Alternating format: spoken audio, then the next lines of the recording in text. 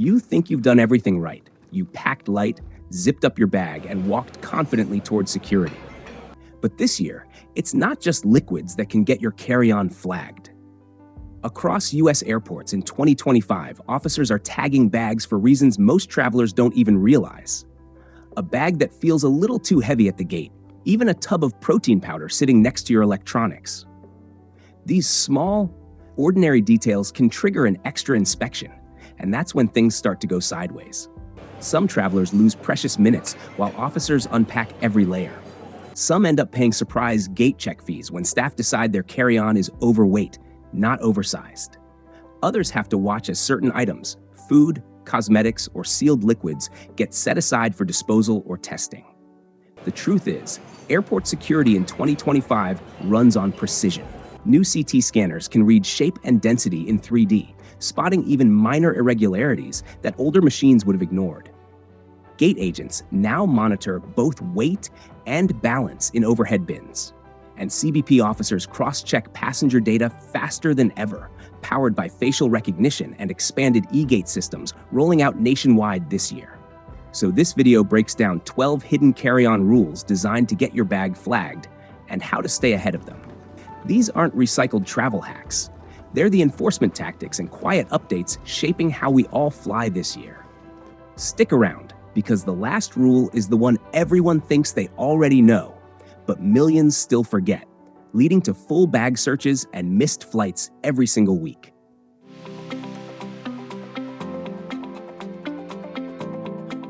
At 35,000 feet, one loose lithium battery can flip a calm flight into an emergency.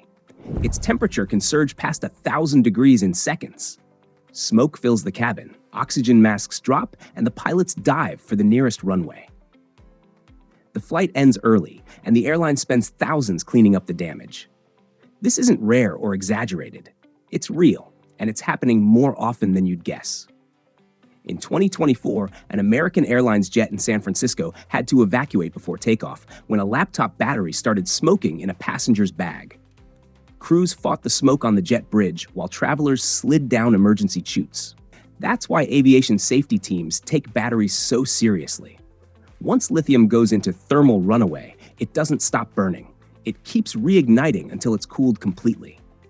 Flight attendants now train for battery fires with special containment pouches because spraying water alone won't end it. The real culprit behind most of these incidents? Loose spares. Any battery not installed in a device, sealed in its packaging, or protected inside a case can short-circuit when it touches coins, keys, or another cell. That tiny spark can build heat faster than you can react. Even wrapping it in a t-shirt doesn't count as safe. TSA scanners still flag them as loose, and your entire bag could be held back for another look. The fix is quick and foolproof. Store every spare battery in its retail box or a clear case that covers both terminals. A 2-minute pack check could be the reason your flight lands on schedule, instead of landing early for all the wrong reasons.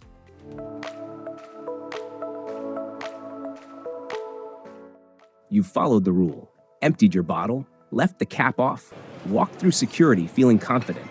But then, as the tray rolls out, your metal bottle doesn't move. It sits there, gleaming under the fluorescent light while the others slide past. What happened? The issue isn't that you broke a rule, it's that the bottle confuses the machines meant to keep everyone safe. Modern CT scanners can analyze shape and density in 3D, but double-walled stainless bottles, like Hydro flasks or Yeti tumblers, can still create dark blind spots on the screen. Those insulated walls trap a thin layer of air that blocks the scanner beam, forming a solid dark patch.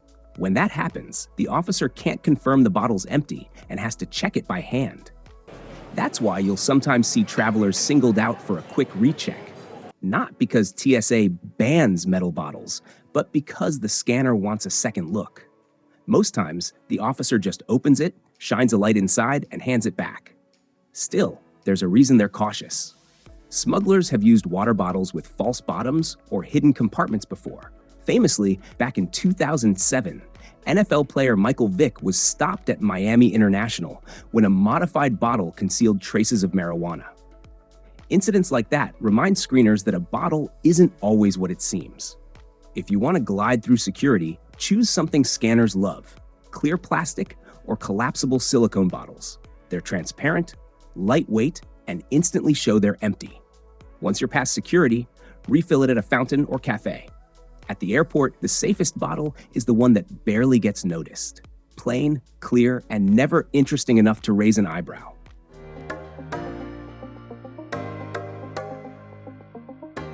Boarding always feels like the final victory lap, until it isn't. A few steps from the jet bridge, a gate agent halts the line, grabs a roller by the handle, and hesitates. Then comes the quiet sentence that drains every ounce of confidence. Sorry, this bag has to be checked. It's not a new rule in 2025, just an old one, catching more people off guard. Your bag might meet the size chart perfectly, but that doesn't guarantee a spot in the overhead. Most US airlines still don't impose carry-on weight limits. If you can lift it yourself, it usually flies. The problem is logistics. Tiny regional jets, commuter connections, and redesigned cabin layouts where bins jam up fast. When the cabin crew sees the forward section tipping close to its load threshold, a few carry-ons have to move below. That's when instinct takes over. Handheld scales exist, sure, but in the US, they're rarely used. What matters is the split-second call at the gate. An agent gives your bag a brief lift, not to weigh it, but to sense it. If it tugs their arm harder than expected or looks compressed past comfort, that's enough. One nod, one tag, and the bag you swore would ride above you is now headed for the hold. No arguments, no appeals, just that soft click of a yellow tag sealing your fate. And the irony? It's never the obvious stuff that triggers it. The little things. A hardcover novel, a pair of boots, a charger brick, maybe a souvenir candle, seem harmless on their own, but together they turn a light carry-on into a compact brick of trouble. The kind that feels fine in your hallway and suddenly unwieldy under fluorescent gate lights. You can outsmart it long before boarding. Do a trial lift at home. If your wrist complains, so will theirs. Shift dense items, books, tech, toiletries, into your personal bag. And if you're connecting on smaller aircraft, expect bins to fill faster, not because of weight limits, but because physics leaves no choice. In the end, the rule hasn't changed. The space has. And the judgment behind that single lift can still ground your bag in seconds.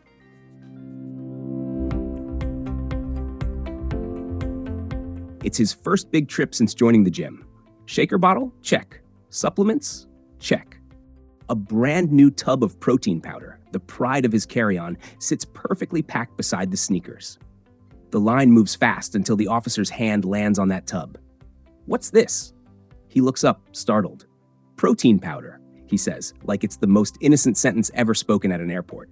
The lid twists open. A test strip appears. And just like that, his morning workout turns into a live demonstration for the entire line. The traveler behind him stifles a grin. Someone mutters, "Bet it's vanilla." Anything powder-like over 12 ounces, roughly a soda can, automatically triggers extra screening. The system doesn't care if it's whey isolate or grandma's cinnamon. It only cares about what the scanner can't explain. On an X-ray, fine powders behave like fog. They scatter light, smear outlines, and mask whatever sits beneath. Years ago, smugglers learned to exploit that haze to hide contraband. Now, when a gray cloud appears on the monitor, the system doesn't take chances. It flags every single time. The process feels part science, part spotlight. A swab glides across the rim. A faint beep confirms the test. Another officer leans over for a closer look. The traveler stands frozen, hands clasped like he's waiting for a verdict. The tub that once promised lean muscle and fast results now just promises a delay. And it's not only gym gear that trips the system. Ground coffee, curry powder, baby formula, crushed medication, face powder. Anything that pours or coats can set off the same chain reaction. Surprised? Most people are. So next time you pack, think visibility, not volume. Keep powders under the 12-ounce limit, store them where they're easy to reach, and avoid bulky tubs that make scanners second-guess you. After all, no one trains for airport cardio, but that's exactly what you'll be doing if your protein hits the X-ray spotlight.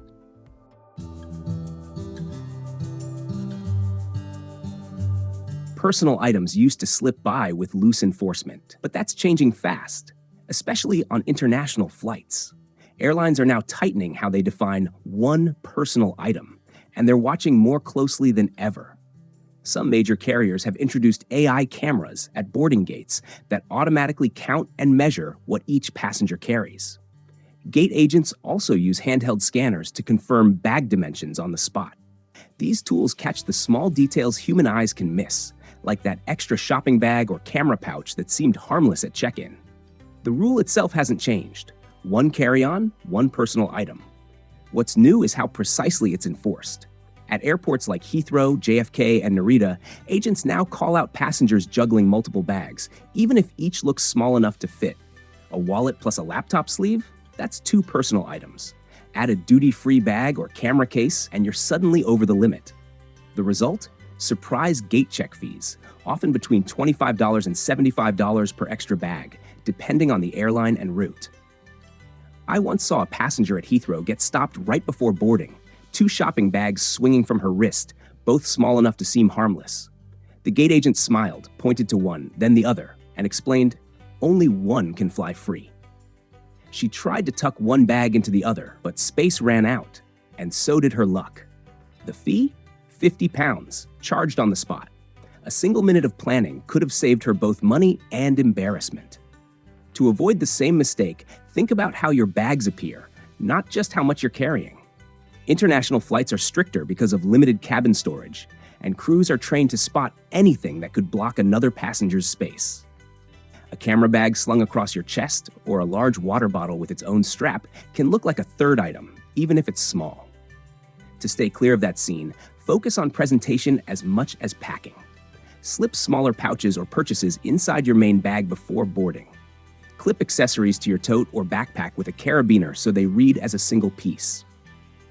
If you travel often, invest in a quality personal bag with multiple compartments. It hides the chaos and keeps your setup sleek. At boarding, perception decides everything. Travelers who look organized blend in and breeze through. The rest? They're the ones trying to explain 3 personal items to a gate agent who's already out of bin space.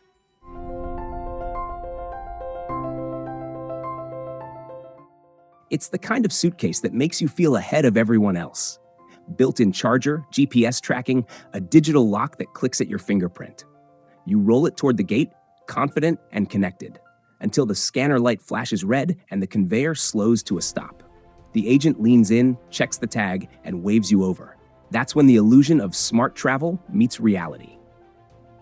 Hidden beneath that sleek design is a lithium battery that can't be removed, the one feature that turns a $300 investment into a grounded risk. Airlines don't ban smart luggage for the gadgets. They ban the permanent batteries that power them. Every GPS chip, USB port, and digital scale depends on that cell. If it can't be detached instantly, it's a fire hazard crews can't reach mid-flight. That's why carriers from Delta and United to Singapore Airlines and Emirates require removable power cells, no exceptions. Travelers learn this the hard way.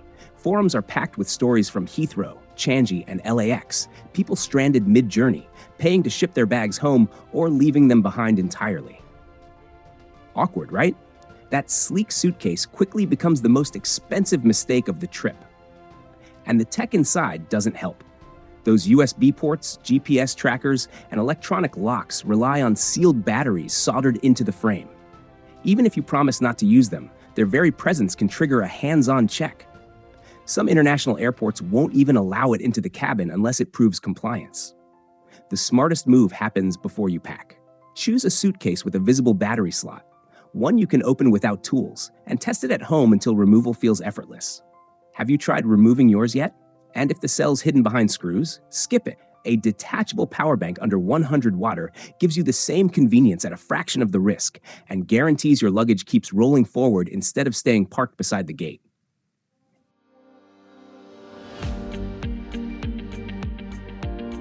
Every traveler dreams of it. The perfect bag. Every inch used, every item folded tight, a miniature feat of geometry that feels like a victory before you even leave home. But at the airport, that perfection can backfire. On the scanner, your masterpiece looks less like organization and more like mystery. When clothes are wrapped tight around electronics, say a laptop buried in shirts, a camera cushioned between jeans, or charging cables stuffed into shoes, the X-ray machine can't tell where one object ends and another begins. Instead of neat outlines, it shows a single dense blob. And a blob always raises one question: what's inside? Here's the paradox of packing too well. The tighter and denser your suitcase, the more suspicious it looks. Rolling clothes, filling shoes, tucking toiletries between layers. All those clever space-saving tricks blur the edges scanners rely on to see through. When that happens, your bag automatically triggers a manual bag review. And that's when the real headache starts. A TSA officer unzips your bag in full view of everyone, unfolding shirts, shaking out socks, and carefully removing each item one by one. The clothes you folded with surgical precision become a pile of laundry under fluorescent lights. The sound of the zipper cuts through the hum of the checkpoint, and you can feel the quiet curiosity of a dozen people watching your private packing habits come undone. The search itself isn't personal, it's physics. Machines can't read through a wall of fabric or a nest of cords. But to you, it feels like exposure. 10 long minutes, a few polite apologies from the officer, and then the struggle to fit everything back before the next person's tray hits the belt. So, how do you pack smart without creating an X-ray nightmare? Use packing cubes or dividers to separate categories, shirts in one, electronics in another, so the scanner sees clean lines. Keep devices in outer pockets for quick removal. And don't fill every gap. A bit of breathing room keeps your bag readable. Leave a little space for clarity on the screen and for your sanity.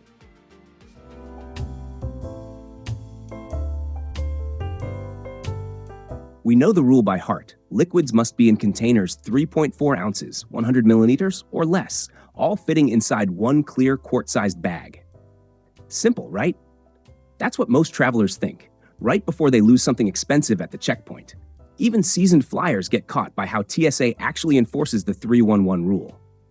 The issue isn't the liquid, it's the container. A half-empty shampoo bottle labeled 6 ounces will still be confiscated, even if it holds less than a smaller one that's full.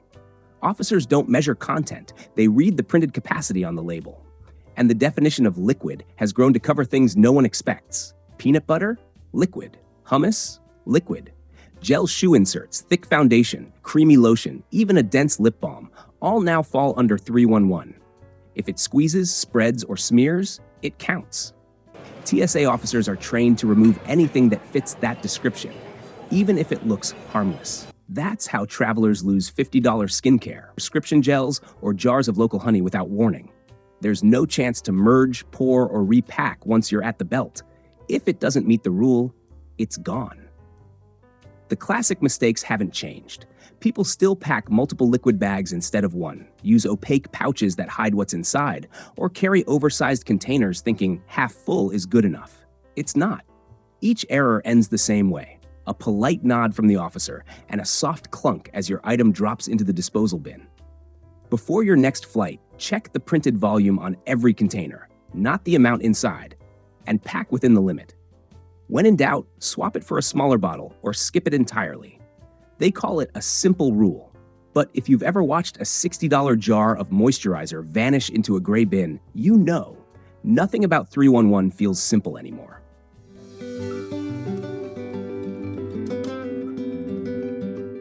It's the one thing you never travel without: the lifeline for your phone, your headphones, your entire digital world. Small enough to slip into any pocket, powerful enough to keep you connected through a 12-hour layover. But at the checkpoint, that same power can pull you off course. A security officer lifts your charger from the tray, angles it under the light, and studies the back. The text is faded, the symbol's worn, and there's no watt-hour number in sight. Silence stretches while the officer checks again, closer this time. It's all numbers, until those numbers cost you your charger. Under 100 watt-hours? You're fine. Between 100 and 160, airline approval required. Above 160, grounded. No debate.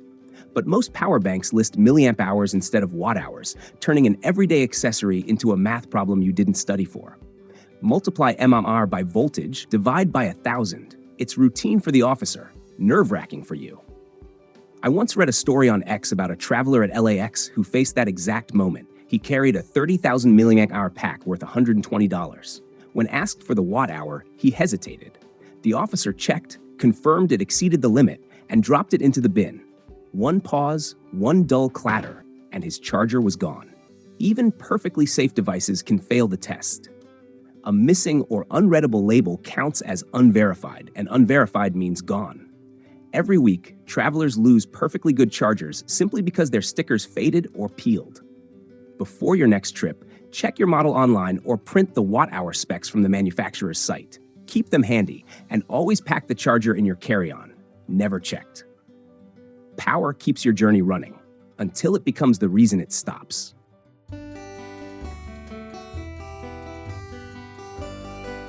At the arrivals hall, a weary traveler steps up to the customs counter. Inside her carry-on, a small bag of homemade trail mix and 2 bright apples she packed back in California. It seemed harmless, something to nibble on after a long flight. But minutes later, the officer's tone changes. A few quick questions, a form slid across the desk, and then a fine, a few $100s under federal agricultural law. Those apples aren't snacks anymore. They're evidence of a violation. This is where most flyers get caught off guard. Your carry-on doesn't go through just one checkpoint. It passes 2 gates with 2 very different priorities. TSA checks for safety. USDA and Customs check for agriculture risk. Different agencies, different rule books. What breezes through security can still fail moments later at Customs.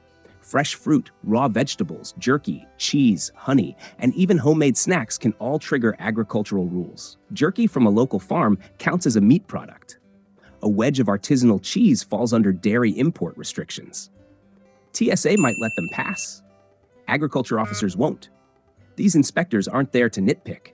They're trained to protect crops and ecosystems from invasive species and plant diseases that could devastate farms nationwide. When they confiscate food, it isn't personal. It's protocol. The confusion grows on international flights. Food that's fine within the US can be strictly prohibited abroad. Australia, New Zealand, and parts of Europe enforce zero-tolerance policies for imported produce or animal-based goods. Even connecting passengers have been fined for snacks that were legal when they boarded. There's sound reasoning behind the strictness. A single piece of fruit can carry pests capable of destroying an entire harvest. Still, for the traveler standing at customs watching their harmless snack turn into paperwork, that logic feels distant. In the end, what feels like a harmless snack in one country can become contraband in another, and the only thing that changed was the border.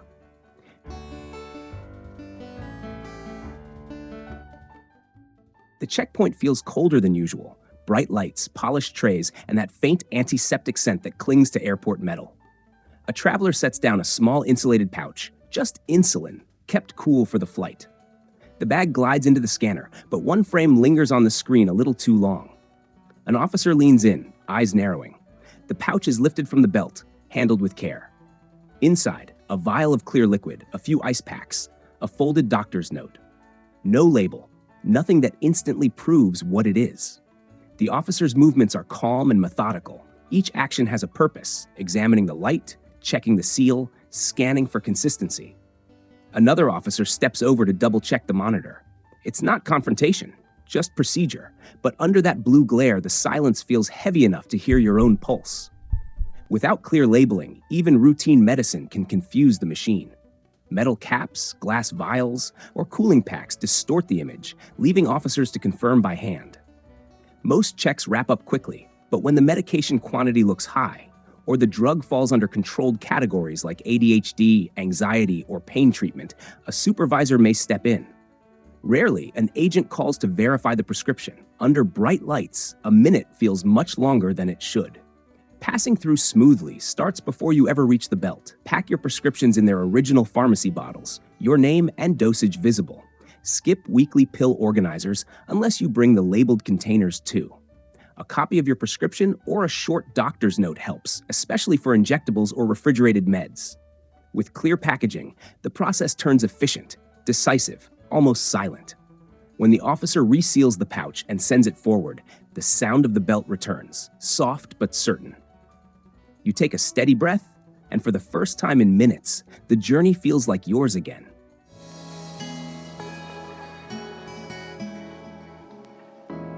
You think you've done everything right. Shoes off, liquids bagged, laptop on top. Then your tray glides forward, and for a second, you're already thinking about coffee. Then the officer gestures toward your bag. A polite smile, a quiet, "we'll need to take another look," and your shortcut through security suddenly stretches into 20 long minutes. It happens to the best travelers. A laptop tucked under a sweater, a tablet left in its sleeve, a camera buried next to headphones, each looks like a dense black block on the X-ray. To the machine, it's a single opaque shape hiding whatever's around it. And when the scanner can't see, the rule is always the same. Open the bag, check every compartment. TSA policy leaves little room for exceptions. Any device larger than a smartphone must be screened separately. That includes tablets, e-readers, handheld consoles like the Nintendo Switch, large cameras, and portable DVD players. Even checkpoint-friendly laptop bags don't qualify. Every device still needs its own tray. When an item is missed, the process restarts from scratch. The officer unpacks your bag, checks the pockets, and clears each piece by hand. Around you, movement slows, trays stack up, and the seconds feel longer than they should, all for one device you thought could stay tucked inside. Smooth travel isn't about knowing every rule, it's about rhythm. Keep electronics in an easy-to-reach pocket or sleeve you can open in one motion. At home, rehearse it once. Let your hands learn the flow. And even if your lane uses CT scanners that sometimes allow electronics to stay inside, assume they'll ask you to remove them.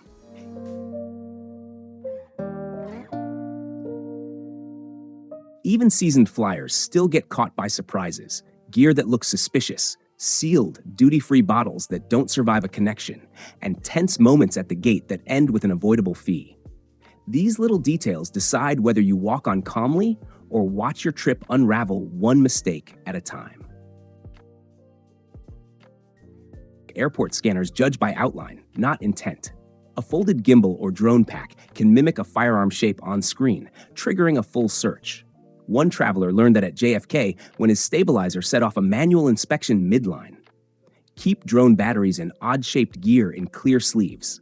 A quick, calm line like, "This is my drone battery, packed safe," can save a quarter hour and a lot of stares. That sealed whiskey from Europe? It may not survive your layover in the US. Once you hit another checkpoint, liquid rules reset, and many bottles get trashed during rescreening. The only safe bet is a STB, tamper-evident bag with the receipt visible, but even then, some airports don't honor it. If it's expensive or sentimental, pack it and check it from the start. Tone changes everything. If a gate agent flags your bag, skip the argument. Instead, ask, "Could I move a few things to my personal bag to make it lighter?" That small shift turns conflict into cooperation. Most staff will appreciate the effort and sometimes waive the charge entirely. You don't need elite status or high-end luggage to fly like a pro. You just need awareness, the kind that keeps your bag on the belt, your drink in one piece, and your name off any incident report. That's everything you need to stay one step ahead at the airport. If this helped you dodge a search or save a fee, hit that like button, share it with the traveler who always gets randomly selected, and drop your craziest airport story in the comments. See you.